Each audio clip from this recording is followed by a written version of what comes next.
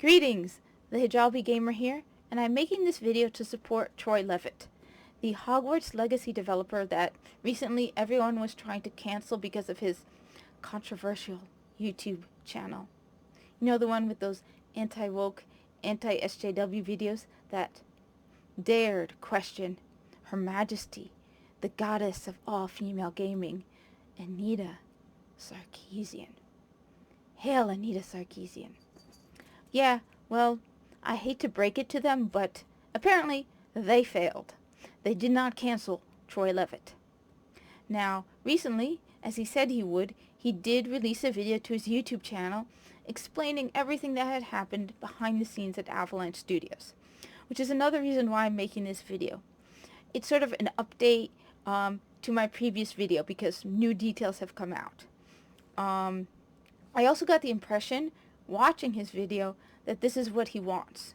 That he wants the truth to be out there, and for people to correct when they make mistakes about it, which apparently no one seems to be talking about.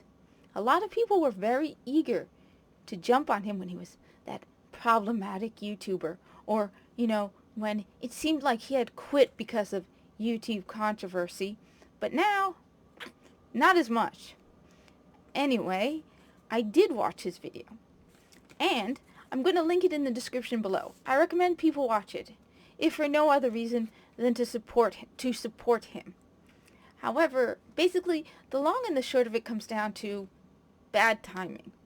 He wasn't canceled because long before they, attacked him, he was already planning on leaving. In fact, he points out that he had briefly left at some point in 2020 and had returned and was leaving again because of personal issues. Like I said, watch his video. He explains everything very well in detail there. However, I have to admit though, and I wrote it down, I don't buy that tweet from, what's his name, Liam Robertson. You know, the guy who claimed that he wasn't trying to cancel anyone. Oh, no. All he was trying to do was he just wanted to let people know this because he felt like it's something people might like to know before deciding whether to support this project. Yeah, Liam Robertson wasn't trying to cancel anyone. No, he just wanted to make you aware of the people behind this because, it's not like there's literally hundreds of people that work on some of these AAA titles. I mean, have you ever looked at the credits rolling after a video game? Because when I beat a game, I do keep the credits running out of respect for the developers. There are literally hundreds of people, but according to him, you need to know what every single one of them believes and thinks, and you have to agree with all of them, or you can't buy that video game. I mean, it's sort of like me. I have made it pretty clear. I'm anti-woke and anti-SJW. Does that mean you can't shop at the store I work in, even though I'm not the only employee there? And yet somehow my way of thinking will affect that television you're planning on ordering.